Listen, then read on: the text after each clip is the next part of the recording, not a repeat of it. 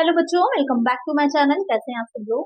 आज की वीडियो में आप लोग के लिए जो यूपी में बीएड का एग्जाम होने वाला है उसकी प्रिपरेशन आप लोग कर रहे होंगे। जो बच्चे कॉमर्स से हैं उनके लिए मैं प्रैक्टिस सेट करके आई हूँ, इससे कि आपकी अच्छे से प्रैक्टिस हो जाए एग्जाम से पहले, क्योंकि एग्जाम बहुत ही करीब है होने वाला है। तो आज की वीडियो में ऐसे ही कुछ इंपॉर्टेंट क्वेश्चन रहेंगे। तो ये वीडियो शुरू करते हैं कुछ और नए क्वेश्चन के साथ। लेकिन वीडियो शुरू करने से पहले आप लोग देखते हैं तो सब्सक्राइब नहीं करते, सब्सक्राइब जरूर कर लिया करिए और वीडियो को लाइक भी करिएगा और फ्रेंड्स के साथ शेयर भी कर दीजिएगा। आइए शुरू करते हैं। फर्स्ट क्वेश्चन है, कम से कम कितने व्यक्ति मिलकर उत्पादक कंपनी के सम्मेलन के लिए आवेदन कर सकते हैं। What is the minimum number of persons together who can apply for incorporation of producer company. 5, 10, 15, 20। Question में कह रहा है कि एक जो प्रोड्यूसर कंपनी होती है उस कंपनी के सम्मेलन के लिए, इनकॉर्पोरेशन के लिए मिनिमम कितने व्यक्तियों की जरूरत होती है, कितने पर्सन्स होने चाहिए। तो वो हो जाएगा 10। किसी भी प्रोड्यूसर कंपनी जो उत्पादक कंपनी होती है उसके लिए जो मिनिमम पर्सन होते हैं वो हो जाते हैं 10। एक आंसर हो जाएगा ऑप्शन बी। नेक्स्ट क्वेश्चन, प्रवर्तक का क्या अधिकार है। What are the rights of the promoter. Right to receive preliminary expenses, right to receive proportionate amount from co promoters, right to get remuneration, all of these. उसमें कह रहा है कि प्रवर्तक जो होते हैं, प्रमोटर्स जो होते हैं, प्रमोटर कौन हो जाएंगे कि जब एक बार नया थॉट आता है किसी कंपनी को बनाने के लिए कि हाँ इस तरह की कंपनी होनी चाहिए, ऐसी कंपनी का गठन करना चाहिए, तो वहां पर जो पहला व्यक्ति होगा जो इन सारे कामों को करता है कंपनी को बनाने से लेकर के उसके जो कार्य शुरू हो जाने तक, जो उसका बिजनेस होगा उसके स्टार्ट हो जाने तक की जो पूरी प्रोसेस होती है जो कोई व्यक्ति करता है वो हो जाता है प्रमोटर। और ये जो प्रोसेस होती है वो क्या कहलाती है, वो हो जाती है प्रमोशन। तो यहाँ पर जो प्रवर्तक होगा उसके क्या राइट होते हैं, तो उसके राइट में हो जाएगा कि प्रारंभ क्रय लेने का अधिकार, सह प्रवर्तकों से अनुपातिक राशि प्राप्त करने का, पारिश्रमिक पाने का, इनमें से सभी ये सारे ही राइट्स होते हैं कि जो भी एक्सपेंसेस उसने कंपनी के बनाने में उसके इनकॉर्पोरेशन में किए होते हैं, तो वो सारे एक्सपेंसेस क्या हो जाते हैं जो कि कंपनी के शुरू करने से पहले के होते हैं, प्रिलिमिनरी एक्सपेंसेस हो जाते हैं, उनको लेने का भी राइट होता है। जो अगर अकेला नहीं था प्रवर्तन में, प्रमोशन में, और साथ में और प्रमोटर्स भी थे, तो जो भी रेम्यूनरेशन उनको मिला है या जो भी उनको प्रॉफिट मिला उसमें से भी एक उसका शेयर होता है, तो उस शेयर को लेने का राइट भी होगा और रेम्यूनरेशन लेने का राइट भी होगा। तो ये तीनों ही राइट्स हो जाते हैं। तो करेक्ट आंसर यहाँ पर होगा option D, all of these. Next question है, निर्गमन के संबंध में रजिस्ट्रार का कर्तव्य नहीं है। It is not the duty of the registrar in connection with the incorporation charging A reasonable fee, receive, taking the memorandum of association and article of association, taking the attestation of signatures। Question में कह रहा है कि जो registrar होता है, जो company का इनकॉर्पोरेशन होता है, वो रजिस्टर्ड कार्यालय में उसके होता है, जिस भी प्रदेश में, जिस भी जो है स्टेट में होगा वहां पर होता है। तो उसका जो रजिस्ट्रार होगा उसे उस निर्गमन के संबंध में क्या कर्तव्य उसका नहीं होगा या क्या ड्यूटी उसकी नहीं बनती है। तो यहाँ पर रसीद देना भी होता है कि रसीद भी देता है, और जो उसके पास सीमानी अंतर्नियम होते हैं, मेमोरेंडम ऑफ एसोसिएशन और आर्टिकल ऑफ एसोसिएशन, इन दोनों को भी चेक करना कि वो सही है या नहीं है। और साथ ही जिसमें भी जो कि आपको पता ही होगा कि जो भाषा सीमानियम होता है उसका हस्ताक्षर होते हैं, सिग्नेचर्स होते हैं, तो उन सिग्नेचर्स को भी वेरीफाई करना कि वो सही है या नहीं है। ये सारे काम तो होते हैं, लेकिन उचित शुल्क लेना, चार्जिंग या रीजनेबल फी, ये उसका कर्तव्य नहीं होगा, ड्यूटी उसकी नहीं होती। एक आंसर क्या हो जाएगा, ऑप्शन ए। नेक्स्ट क्वेश्चन है, कंपनी के निगमन प्रमाण पत्र में नहीं होता है। The certificate of incorporation of the company doesn't contain full name of the company, liability of the members of the company, seal of the office of the registrar, signature of company secretary. Question में कह रहा है कि जो company के निगमन का प्रमाण पत्र होता है, यहाँ कंपनी इनकॉर्पोरेट हो गई है, उसको एक सर्टिफिकेट दिया जाता है, तो उस सर्टिफिकेट पे क्या चीज नहीं होती है, कंपनी का पूरा नाम कंपनी का जरूर होगा क्योंकि उसी के नाम पर तो इश्यू होगा सर्टिफिकेट, कंपनी के सदस्यों का दायित्व, लायबिलिटीज जो होती है मेंबर की वो भी रहेगी, रजिस्ट्रार के कार्यालय की मोहर भी होती है क्योंकि उस मोहर के साथ ही तो कंपनी रजिस्टर्ड होती है, लेकिन यहाँ पर जो कंपनी सचिव के हस्ताक्षर है वो नहीं होते उसके ऊपर। तो इसका आंसर क्या होगा, option D. Next question, company के निर्गमन के संदर्भ में व्यक्ति नहीं है। In relation to the incorporation of a company a person is not natural force, artificial, judicial person, a minor, all these. Question में क्या कह रहा है कि जब हम किसी कंपनी का निर्गमन हो रहा होता है, इनकॉर्पोरेशन हो रहा होता है, वहां पर एक व्यक्ति जो होता है वो क्या नहीं होगा, तो प्राकृतिक शक्ति भी होता है और कृत्रिम वैधानिक व्यक्ति भी होगा, अव्यस्त व्यक्ति नहीं हो सकता, क्योंकि जो है एक अव्यस्त जो होगा वो कंपनी का जो कंपनी का निर्माण होता है उसमें किसी अवस्था के वो नहीं हो सकते, माइनर नहीं हो सकता, 18 के अबव ही होना चाहिए कि एक तरह का कॉन्ट्रैक्ट होता है और किसी कॉन्ट्रैक्ट को करने के लिए किसी भी जो पर्सन होता है उसकी एज कम से कम 18 या 18 अबव होनी चाहिए, 18 के अंडर नहीं हो सकती, यहाँ पर वो अवस्थ नहीं हो सकता। तो एक आंसर होगा ऑप्शन सी। नेक्स्ट क्वेश्चन है, पब्लिक कंपनी के निगमन के लिए पार्षद सीमा नियम पर हस्ताक्षरों की संख्या होनी चाहिए। The number of signatures to the memorandum of association for the incorporation of a public company should be 10, 9, 8, 7। तो थोड़ा सा यहाँ पर जो है क्वेश्चन को घुमा करके दे दिया है। आपसे ये पूछ रहा है कि पार्षद सीमा नियम जो होता है उसको कितने लोगों के सिग्नेचर होने चाहिए। एक पब्लिक कंपनी की बात हो रही है, पब्लिक और प्राइवेट कंपनी दोनों में ही क्या होता है, रोज थोड़े से अलग अलग होंगे, चेंज होते हैं। तो यहाँ पर बात हो रही है पब्लिक कंपनी की। तो जब उसका निगमन हो रहा होता है, इनकॉर्पोरेशन हो रहा था, तो उसका जो मेमोरेंडम ऑफ एसोसिएशन है, पार्षद सीमा नियम है, उसका कितने व्यक्ति का हस्ताक्षर है। तो यहाँ पर कहने का मतलब यही है, समझ लीजिए कि जितने भी उसके सदस्य होते हैं, जो मिनिमम नंबर ऑफ मेंबर्स होने चाहिए उस कंपनी को बनाने के लिए, किसी पब्लिक कंपनी को बनाने के लिए, उन सबके सिग्नेचर होते हैं। तो कम से कम 7 व्यक्ति होते हैं ना, मिनिमम जो 7 होते हैं, अधिकतम की मैक्सिमम लिमिट तो डिसाइड नहीं है पब्लिक कंपनी के लिए। तो यहाँ पर करेक्ट आंसर क्या हो जाएगा, ऑप्शन डी 7। नेक्स्ट क्वेश्चन है, एक व्यक्ति प्राइवेट कंपनी के निगमन के लिए पार्षद सीमा नियम पर हस्ताक्षरकर्ताओं की आवश्यक संख्या होनी चाहिए। For the incorporation of a one person private company there should be the required number of signatories to the memorandum of association. Question में कह रहा है कि एक व्यक्ति वाली कंपनी वन पर्सन कंपनी है, प्राइवेट कंपनी है, वन पर्सन कंपनी है। तो सिंपल सी बात है, वन पर्सन कंपनी है तो उसका जो मेमोरेंडम होगा उस पर एक ही व्यक्ति के तो हस्ताक्षर ही होंगे। तो यहाँ पर करेक्ट आंसर क्या हो जाएगा, ऑप्शन ए 1। नेक्स्ट क्वेश्चन, प्रवर्तक में नहीं आते हैं जो promoter doesn't include the person who form A company, the person who collect necessary material for the company, auditors, the person who obtain the necessary capital for the purpose of formation of the company. Question में कह रहा है कि जो प्रवर्तक होते हैं उसमें किस तरह के व्यक्ति नहीं आते हैं, किन तरह के पर्सन को इंक्लूड नहीं किया जाएगा। कंपनी का निर्माण करते हैं तो कंपनी का निर्माण तो करते ही है, प्रमोटर्स होते हैं। कंपनी के लिए आवश्यक सामग्री एकत्र करते हैं, मटेरियल वो सारा जो कलेक्ट करते हैं जिससे कि कंपनी का जो भी बिजनेस होगा वो सही ढंग से चल पाएगा। कंपनी के निर्माण के लिए उद्देश्य से आवश्यक पूंजी प्राप्त करना, तो कैपिटल को भी कलेक्ट करने का काम रहता है प्रमोटर्स का। जिसके लिए अगर पब्लिक कंपनी है तो वो जो है प्रॉस्पेक्टस जारी करता है, अगर पब्लिक कंपनी नहीं है तो वहां पर भी और भी साधन जो होते हैं उनसे कलेक्ट करता है कैपिटल को। अंकेक्षक होते हैं, ऑडिटर, ऑडिटर जो होता है वो प्रवर्तक नहीं होता, प्रमोटर्स नहीं होते। तो यहाँ पर एक आंसर क्या हो जाएगा, option C auditor. Next question है, कंपनी के निगमन का प्रभाव है। The effect of incorporation of the company is perpetual succession, common seal, agreement between the company and the members, all of these। Question में कह रहा है कि अगर एक कंपनी का इनकॉर्पोरेशन हो जाता है, उसका निगमन हो जाता है तो इसका क्या इफेक्ट होता है। ऐसा तो कह सकते हैं कि जो कंपनी का किसी कंपनी के निगमन के बाद उस पर क्या प्रभाव पड़ता है या क्या उसका इफेक्ट होता है कि अवच्छिन्न उत्तराधिकार बिल्कुल हो जाता है, कि उसका एक अपना अलग उत्तराधिकार होता है, किसी भी जो सदस्य के किसी भी मेंबर के आने जाने से कंपनी को कोई इफेक्ट नहीं पड़ता है। किसी भी मेंबर की डेथ हो जाती है या वो छोड़ देता है तो उससे कंपनी पर कोई इफेक्ट नहीं पड़ेगा। सामान्य मुद्रा अपनी उसकी कॉमन सील होती, क्योंकि एक आर्टिफिशियल पर्सन है कंपनी जो है, उसके अपने हाथ में नहीं होती कि वो सिग्नेचर करेगी, तो उसके लिए उसके पास अपनी एक कॉमन सील होती है। जिस भी पेपर पर सील लगाई जाती है वो कंपनी द्वारा सिग्नेचर पेपर हो जाता है, वो कंपनी की सील द्वारा सिग्नेचर हो जाता है। नेक्स्ट है, कंपनी और सदस्यों के बंध अनुबंध बिल्कुल होता है, जो कंपनी होगी उसके सदस्यों के साथ उसका एक अनुबंध होता है। पहले मैंने बताया था क्योंकि एक जो कॉन्ट्रैक्ट होता है इसलिए उसकी एज जो है वो 18 अबव होनी चाहिए। तो यहाँ पर एक आंसर होगा option D, all of these.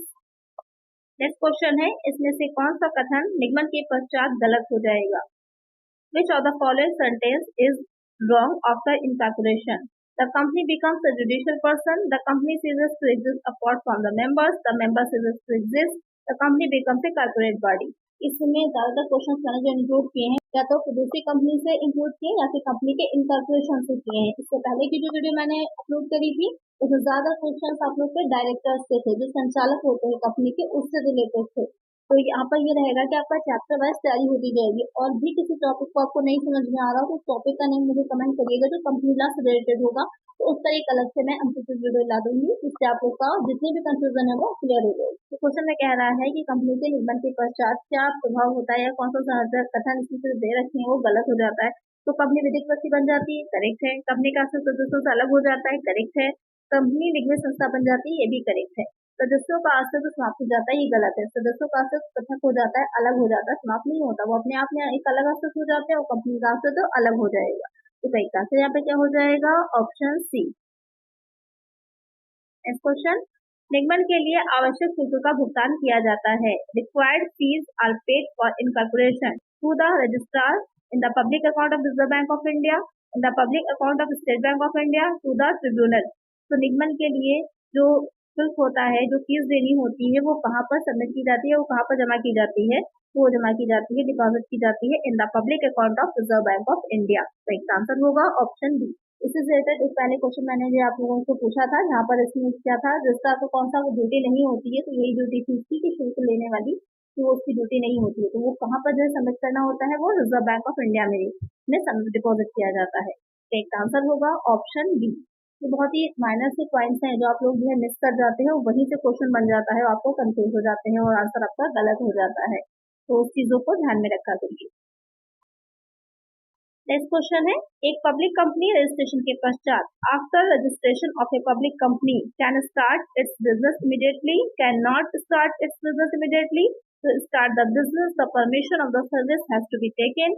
Permission has to be taken from the tribunal to start the business. Question में कह रहा है कि एक पब्लिक कंपनी के रजिस्ट्रेशन के बाद वो क्या कर सकती है? अपना व्यापार फौरन प्रारंभ कर सकती है, अपना व्यापार तुरंत प्रारंभ नहीं कर सकती।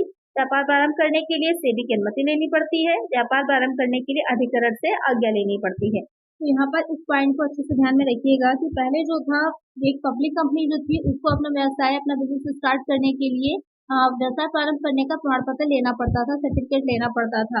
लेकिन अब जो है कंपनी अधिनियम 2015 की जो संशोधन हुआ था, तो उसमें 2013 की धारा 11 जो थी वो समाप्त कर दी गई है। अब कंपनियों को व्यापार प्रारंभ करने के लिए व्यापार प्रारंभ करने का प्रमाण पत्र, सर्टिफिकेट लेने की जरूरत नहीं होती है। तो यहाँ पर करेक्ट आंसर क्या होगा?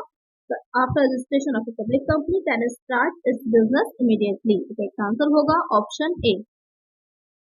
नेक्स्ट क्वेश्चन है, पार्षद अंतर्नियम पर हस्ताक्षर होते हैं इनके। Articles of association is signed by dash, the person who sign the memorandum, the person who sign the prospectus, the person who sign the advertisement of the company, none of these. तो question में कह रहा है जो पार्षद सीमा नियम होता है उस पर किसके हस्ताक्षर होते हैं? तो यहाँ पर जो पार्षद अंतर्नियम होता है उस पर हस्ताक्षर जो होते हैं, जो भी सदस्य ऐसे हैं जिन्होंने पार्षद सीमा नियम पर हस्ताक्षर किए होते हैं, वो पार्षद अंतर्नियम पर भी हस्ताक्षर करते हैं। तो इसका आंसर क्या होगा? Option A. नेक्स्ट क्वेश्चन है, एक उत्पादक कंपनी में अधिकतम कितने संचालक हो सकते हैं? What is the maximum number of directors a producer company can have? 5, 10, 15, no limit. तो क्वेश्चन में कह रहा है आपसे कि किसी उत्पादक कंपनी की यहाँ पर बात हो रही है, उसमें कितने संचालक हो सकते हैं? तो उसमें संचालक जो होंगे हो जाएंगे 15, 15। इसका आंसर क्या हो जाएगा? Option C. अब क्वेश्चन ये आता है कि जो उत्पादक कंपनी होती है वो कौन होती है या क्या होती है? तो उत्पादक कंपनियां वो हो जाएंगी जो भी किसी भी प्राथमिक उत्पादों का निर्माण करती हैं या उत्पादन करती हैं, जैसे कि उत्पादों का निर्माण करना है, फसल उगाना है, उत्पाद संचित करना है, उसको श्रेणीबद्ध करना है, रैंक्स देना है, या उसको जो कलेक्शन करना है, ये सारी चीजें आती हैं। उनका विपणन है, मार्केटिंग है, उनका सेल्स है, उनका एक्सपोर्ट है, ये सारी चीजें जो कंपनी करती हैं वो हो जाती है प्रोड्यूसर कंपनी, उत्पादक कंपनियां। तो यहाँ पर आंसर क्या है कि उनमें इतने जो है संचालक होने चाहिए, तो वो हो जाते हैं 15। इसका आंसर है ऑप्शन सी। नेक्स्ट क्वेश्चन है, उत्पादक कंपनी अपने शुद्ध लाभों का एक वर्ष में अधिकतम कितना प्रतिशत दान में दे सकती है? What is the maximum percentage of the net profit that a producer company can charity in a year? 1%, 2%, 3%, 5%। तो क्वेश्चन में कह रहा है कि जो उत्पादक कंपनी होती है उसको जो भी प्रॉफिट हो रहा है, उसका जो नेट प्रॉफिट हो रहा है, तो नेट प्रॉफिट की बात हो रही है, तो एक वर्ष में अधिकतम वो कितना जो है कर सकती है डोनेट, डोनेशन कितने परसेंट दे सकती है? तो वो हो जाएगा ऑप्शन सी 3%। 3% की वो डोनेशन दे सकती है। तो इसका आंसर होगा ऑप्शन सी। नेक्स्ट क्वेश्चन है, उत्पादक कंपनी में एक असाधारण सभा की मांग कितने ऋणदाता कर सकते हैं? How many creditors can demand an extraordinary general meeting in the producer company? 1/3, 2/3, 3/4, none. Question में कह रहा है कि एक उत्पादक कंपनी जो है उसने अपने सभाओं के बारे में, मीटिंग्स के बारे में पढ़ा था। तो अगर आपको इस मीटिंग्स पर ही स्पेशल वीडियो अलग से चाहिए है, जो भी सभाएं होती हैं, तो मुझे कमेंट कर दीजिएगा, तो मैं आपकी नेक्स्ट वीडियो लेकर के आऊंगी जो मीटिंग्स होती हैं उनके ऊपर। तो यहाँ पर कितने व्यक्ति या कितने ऋणदाता मांग कर सकते हैं, आपको परसेंटेज बतानी है कि 2/3 है, तो आपको बताना है 2/3 है, 1/3 है, जो भी ऑप्शन दे रखी है, तो इसमें हो जाएगा ऑप्शन सी फ्री पोर्ट जो होंगे वो अगर जो है डिमांड करते हैं तो वहां पर असाधारण बैठक जो होगी वो बुलाई जा सकती है। तो इसका आंसर होगा ऑप्शन सी। नेक्स्ट क्वेश्चन है, राष्ट्रीय कंपनी विधि अधिकरण का मुख्यालय किस शहर में है? In which city is the headquarters of the national company law tribunal? Mumbai, Bangalore, Kolkata, New Delhi. काफी अच्छा क्वेश्चन है ये भी। यहाँ पर आप लोग इसका आंसर मुझे कमेंट करिएगा। नेक्स्ट वीडियो जिसको मैं लेकर के आऊंगी तो मैं इसका करेक्ट आंसर आप लोग को बताऊंगी कि इसका हेड क्वार्टर कहाँ है। तो थोड़ा सा आप लोग मुझे इसका कमेंट करके बताइएगा कि करेक्ट आंसर क्या है। आप लोग कमेंट नहीं करते हैं, कमेंट क्या करिए। जो भी क्वेश्चन मैं पूछती हूँ तो आप लोग कमेंट क्या करिए, इससे मुझे पता चलता है कि आपकी कितनी प्रिपरेशन हो गई है या आपको कितना समझ में आ रहा है। नेक्स्ट क्वेश्चन लेते हैं, राष्ट्रीय कंपनी विधि अधिकरण की स्थापना किस वर्ष में हुई? In which year the national company law tribunal was established? 2013, 2015, 2016, 2020। तो यहाँ पर क्वेश्चन में कह रहा है जो राष्ट्रीय कंपनी विधि अधिकरण है जो कि आपका कंपनी लॉ ट्रिब्यूनल है, तो वो कब एस्टैब्लिश हुआ था, किस ईयर में एस्टैब्लिश हुआ था? तो वो हुआ था 2016 में। तो इसका आंसर क्या हो जाएगा? Option C. नेक्स्ट क्वेश्चन है, राष्ट्रीय कंपनी विधि अधिकरण के निर्णयों के विरुद्ध कहाँ अपील की जाती है? Where are appeals made against the decisions of the National Company Law Tribunal? In the High Court, in the Special Court, SEBI, in the National Company Law Appellate Tribunal। Question में कह रहा है कि यहाँ पर कोई भी ऐसा डिसीजन जो कि दिया है राष्ट्रीय कंपनी विधि अधिकरण ने, तो उसके अगेंस्ट पर जा सकते हैं, कहाँ पर अपील कर सकते हैं? तो वो हो जाएगा option D, in the national company law appellate tribunal में आप अपील कर सकते हैं। तो इसका आंसर होगा ऑप्शन डी। नेक्स्ट क्वेश्चन है, कंपनी के समापन की दशा में निम्न में से सबसे पहले किन ऋणदाताओं की राशि लौटाई जाएगी? In case of winding up of the company which of the following creditors will be repaid first? Preference share holders, financial secured creditors, equity share holders, liabilities of the government. Question में कह रहा है कि जब company का समापन होगा, liquidation हो रहा होगा, उसको वाइंडिंग अप किया जा रहा होगा, तो वहां पर किन ऋणदाताओं को, किन जो क्रेडिटर्स होते हैं उनको पहले जो है राशि पेड की जाएगी, पहले दिया जाएगा अमाउंट। तो वो हो जाएंगे जो वित्तीय सुरक्षित ऋणदाता होते हैं, फाइनेंशियल सपोर्ट क्रेडिटर्स होते हैं, उनको पहले राशि दी जाती है। तो इसका आंसर होगा ऑप्शन बी। निम्नलिखित में से भारत में बीमा उद्योग का नियामक रेगुलेटर कौन है? Which among the following is the regulator for the insurance industry in India? यानी कि जो इंडिया में इंश्योरेंस की इंडस्ट्री है उसकी रेगुलेटरी कौन करता है, यानी कि किसके अकॉर्डिंग जो है रूल्स रेगुलेशंस बनाए जाते हैं और जितना भी बीमा उद्योग है, जो इंश्योरेंस इंडस्ट्री है वो संचालित होती है। जैसे कि बैंकों के लिए क्या है, RBI है, रिजर्व बैंक ऑफ इंडिया है। इसी तरह से एक नियामक संस्था जो होगी वो इंश्योरेंस के लिए भी है, तो वो कौन सी है? Insurance regulatory and development authority of India, insurance authority of India, life insurance corporation of India, general insurance corporation of India. तो इसमें आपको कौन सी आपको बताना है। तो शॉर्ट में भी कभी कभी एग्जाम में दे सकता है आपके, जैसे IRDA सिर्फ दे देगा या IAI दे देगा, LIC दे सकता है, GIC दे सकता है। तो आपको ये बताना होगा कि इसमें से करेक्ट आंसर कौन सा है। तो इसमें से करेक्ट आंसर हो जाएगा insurance regulatory and development authority of India. इसको हिंदी में कहते हैं भारतीय बीमा विनियामक एवं विकास प्राधिकरण। करेक्ट आंसर है ऑप्शन ए। नेक्स्ट क्वेश्चन है, निम्नलिखित में से कौन सी विधि जोखिम ट्रांसफर से संबंधित है, यानी कि जोखिम हस्तांतरण से संबंधित है? Which among the following is a method of risk transfer? Bank FD, insurance, equity shares, real estate. तो यहाँ पर जो क्वेश्चन पूछ रहा है कि जहाँ पर रिस्क ज़्यादा होता है तो रिस्क को ट्रांसफ़र किया जा सके, यानी कि जो दूसरे को हस्तांतरित किया जा सके, जिससे कि जब भी रिस्क की सिचुएशन आए या जो है जिस चीज़ के लिए भी जो है रिस्क है, जैसे कि अगर जो है मूल्यों के बढ़ जाना है या फिर ऋण लिया है तो उसको चुकाना है या कुछ भी रीज़न हो सकता है, तो उसको कम किया जा सके, हस्तांतरित किया जा सके, तो वो हो जाता है इंश्योरेंस। इंश्योरेंस जब हम कराते हैं किसी भी चीज़ का, जैसे कि फायर इंश्योरेंस कराया, LIC होती है, GIC यानी कि जनरल इंश्योरेंस होता है, समुद्री बीमा होता है, कई तरह का होता है। तो वहाँ पर जो रिस्क होता है कि अगर वो चीज़ जैसे कि फायर इंश्योरेंस है तो आग लग जाती है, तो वहाँ पर क्या होगा कि जो कॉम्पनसेशन मिल जाता है, क्षतिपूर्ति मिलती है, तो वो रिस्क क्या होता है, ट्रांसफ़र हो जाता है। करेक्ट आंसर होगा ऑप्शन बी। नेक्स्ट क्वेश्चन है, निम्नलिखित परिदृश्यों में इसके लिए बीमा की आवश्यकता हो सकती है? Which among the following cinereous warrants insurance? A person may lose his wallet, the sole breadwinner of a family might die untimely, stock prices may fall drastically, a house may lose value due to natural wear and tear. तो question में जो पूछ रहा है कि इसमें से किसके लिए बीमा की आवश्यकता हो सकती है, या इस तरह से समझिए बीमा कराया जा सकता है कि किसी व्यक्ति का पर्स गुम हो गया हो, परिवार का एकमात्र कमाने वाला की असामयिक मृत्यु हो सकती है, शेयर मूल्यों में बहुत तेजी से गिरावट आ सकती है, प्राकृतिक टूट फूट से घर का मूल्य कम हो जाना। तो वहाँ पर किस चीज़ के लिए इंश्योरेंस की इम्पोर्टेंस है, तो यहाँ पर जो करेक्ट आंसर है तो वो हो जाएगा कि परिवार का जो एकमात्र कमाने वाला व्यक्ति होता है तो उसको असामयिक उसकी मृत्यु हो गई है, और अगर उसने इंश्योरेंस ले रखा होता तो वहाँ पर उसकी जो भी फैमिली थी उसको हेल्प हो सकती थी, तो उसके लिए इंश्योरेंस क्या है, ज़रूरी है। तो एक आंसर हो जाएगा ऑप्शन बी। नेक्स्ट क्वेश्चन है, निम्नलिखित में से कौन सी बीमा योजना सरकार द्वारा नहीं बल्कि बीमाकर्ता द्वारा प्रायोजित है? Which of the following insurance scheme is run by an insurer and not sponsored by the government? Employ state insurance corporation, crop insurance scheme, Jan Arogya, all of the above. तो क्वेश्चन में जो पूछ रहा था कि यहाँ पर कौन सी स्कीम है जो गवर्नमेंट नहीं चला रही है, जिससे कि स्वयं जो है या फिर कोई भी मतलब व्यक्ति चला रहा है, तो वो हो जाएगा जन आरोग्य। यहाँ पर जो एम्प्लॉय स्टेट इंश्योरेंस कॉर्पोरेशन वो भी गवर्नमेंट चला रही है, और क्रॉप इंश्योरेंस स्कीम भी गवर्नमेंट चलाती है। तो करेक्ट आंसर क्या हो जाएगा, ऑप्शन सी। नेक्स्ट क्वेश्चन है, जोखिम पूलिंग के जरिए किए जाने वाले जोखिम ट्रांसफर को डैश कहते हैं? Risk transfer through risk pooling is called saving, insurance, investment, risk mitigation. तो क्वेश्चन में जो पूछ रहा है कि जोखिम पूलिंग जो होती है उसके ज़रिए क्या किया जाएगा, जो हम जोखिम को हस्तांतरित करते हैं वो क्या कहलाएगा, बचत, बीमा, निवेश या फिर जोखिम घटाना। तो वो हो जाता है इंश्योरेंस, बीमा। तो करेक्ट आंसर होगा option B.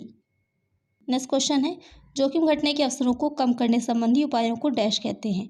The measures to reduce chances of occurrence of risk are known as dash, risk retention, loss prevention, risk transfer, risk avoidance. Question में जो पूछ रहा है कि इस तरह के कोई भी जो तरीके होते हैं, आइडियाज़ होते हैं जिनसे कि रिस्क को कम किया जा सकता है, तो वो क्या कहलाएंगे, तो वो हो जाते हैं लॉस प्रिवेंशन, यानी कि हानि की रोकथाम। तो करेक्ट आंसर होगा ऑप्शन बी। नेक्स्ट क्वेश्चन है, बीमाकर्ता को जोखिम ट्रांसफर करने पर या डैश संभव हो जाता है? By transferring risk to insurer it become possible to ignore the potential risk facing our assets, to make money from insurance in the event of a loss, to enjoy peace of mind and plan one's business more effectively, to become careless about our assets। Question में पूछ रहा था कि एक बार किसी चीज़ का बीमा जब हम करा लेते हैं तो वहाँ पर क्या होता है, जोखिम को ट्रांसफर कर देने के बाद क्या चीज़ संभव होती है कि हमारी संपत्तियों में निहित संभावित जोखिम को अनदेखा कर देना, हानि की स्थिति में बीमा से धन प्राप्त करना, शांतिपूर्वक अपने कारोबार को और अधिक प्रभावी बनाने की योजना करना, हमारा अपनी संपत्तियों के प्रति लापरवाह होना। तो क्वेश्चन में जो पूछ रहा है कि जोखिम को ट्रांसफ़र करने से क्या संभव होता है, एक बार हम इंश्योरेंस करा लेते हैं तो वहाँ पर क्या होता है कि हम शांतिपूर्वक अपना व्यवसाय, अपना बिजनेस आसानी से कर सकते हैं बिना किसी टेंशन की, क्योंकि हमारा इंश्योरेंस होता है चीज़ों का। तो वहाँ पर अगर किसी भी तरह की कोई भी अनहोनी हो जाती है तो उससे निपटने के लिए हमारे पास क्या होता है कि एक ये कहिए कि प्लान बी होता है या हमारी बैक होती है। तो करेक्ट आंसर होगा ऑप्शन सी। नेक्स्ट क्वेश्चन है, निम्नलिखित में से कौन सा कथन सही है? Which of the following statement is true? Insurance reduces possibilities of loss, insurance pays when there is loss of asset, insurance prevents its loss, insurance protect the asset. तो यहाँ पर कुछ आपके स्टेटमेंट दे रखे हैं, आपको ये बताना है इसमें से कौन सा करेक्ट है। बीमा हानि की संभावना को कम करता है, तो हानि की संभावना को कम नहीं करता। ये क्या करता है, उससे रक्षा करता है कि अगर जो है हानि हो जा रही, लॉसेस हो जा रहे हैं तो उसका कंपनसेशन हम ले सकते हैं बीमा कंपनी से। संपत्ति की हानि होने पर बीमा भुगतान करता है। ये करेक्ट हो जाएगा कि अगर किसी संपत्ति की हानि हो जा रही है, संभावना नहीं, जब हानि हो जाएगी तो उसको ये कम करेगा। यानी कि किसी भी चीज़ से फायर इंश्योरेंस कराया और आग लग जाती है, उससे हमारा सामान या जो भी गुड्स होते हैं वो ख़राब हो जाते हैं, नष्ट हो जाते हैं, तो उसकी जो भरपाई होती है, कंपनसेशन जो होता है, वो इंश्योरेंस कंपनी देती है। तो यहाँ पर करेक्ट आंसर क्या हो जाएगा, ऑप्शन बी। नेक्स्ट क्वेश्चन है, when was the oriental life insurance company established? 1815, 1818, 1821, 1833। तो क्वेश्चन आपसे पूछ रहा है जो ओरिएंटल लाइफ इंश्योरेंस कंपनी थी वो भारत में कब इस्टेब्लिश हुई थी? तो इस्टेब्लिश हुई थी कलकत्ता में 1880 में। तो करेक्ट आंसर क्या हो जाएगा, ऑप्शन बी। नेक्स्ट क्वेश्चन है, when was life insurance sector nationalise? जो लाइफ इंश्योरेंस सेक्टर था वो राष्ट्रीयकृत कब किया गया था, नेशनलाइज कब किया गया था? 1947, 1951, 1956, 1959। तो नेशनलाइज जो किया गया था वो 1956 में किया गया था। तो करेक्ट आंसर क्या हो जाएगा, ऑप्शन सी। नेक्स्ट क्वेश्चन है, largest life insurance company in India is? Bharat की जो सबसे बड़ी लाइफ इंश्योरेंस कंपनी है वो कौन सी है?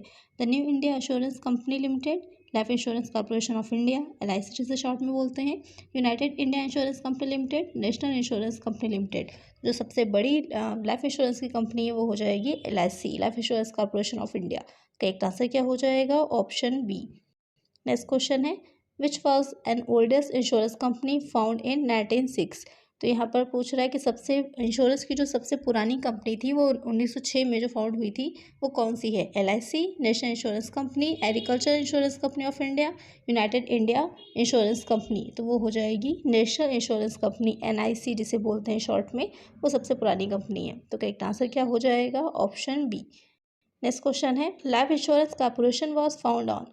काफ़ी क्वेश्चन पूछा जाता है कि LIC की स्थापना कब हुई थी? 1 अप्रैल 1955, 6 दिसंबर 1960, 4 दिसंबर 1956, 1 सितंबर 1956। तो इसकी स्थापना कब हुई थी? तो ऑप्शन डी करेक्ट होगा, 1 सितंबर 1956। तो जो LIC एक्ट आया था उसी के अकॉर्डिंग इसकी स्थापना की गई थी। इसको अच्छे से याद रखिएगा, एग्जाम में क्वेश्चन काफ़ी पूछा जाता है। एक आंसर हो जाएगा ऑप्शन डी। नेक्स्ट क्वेश्चन है headquarter of LIC situated at. यहाँ पर आपको बताना है जो LIC है उसका हेडक्वार्टर कहाँ पर है? कोलकाता, दिल्ली, मुंबई, हैदराबाद। तो इसका जो हेड ऑफिस है, हेडक्वार्टर जिसे कहेंगे, वो हो जाएगा मुंबई में। एक आंसर हो जाएगा ऑप्शन सी। नेक्स्ट क्वेश्चन है इंश्योरेंस इज लेजिस्लेटेड बाई, यानी कि जो इंश्योरेंस है, बीमा की वो है, वो किसके अकॉर्डिंग होती है? आपने ये पढ़ा था कि कौन सी संस्था करती है, तो वो संस्था क्या है? एक insurance company, state government, central government, government of India. तो वो हो जाएगी सेंट्रल गवर्नमेंट, यानी कि जो केंद्र सरकार है उसको पूरा नियंत्रित करती है, उसके अकॉर्डिंग वो चीज़ें चलती हैं। तो करेक्ट आंसर क्या होगा? ऑप्शन सी।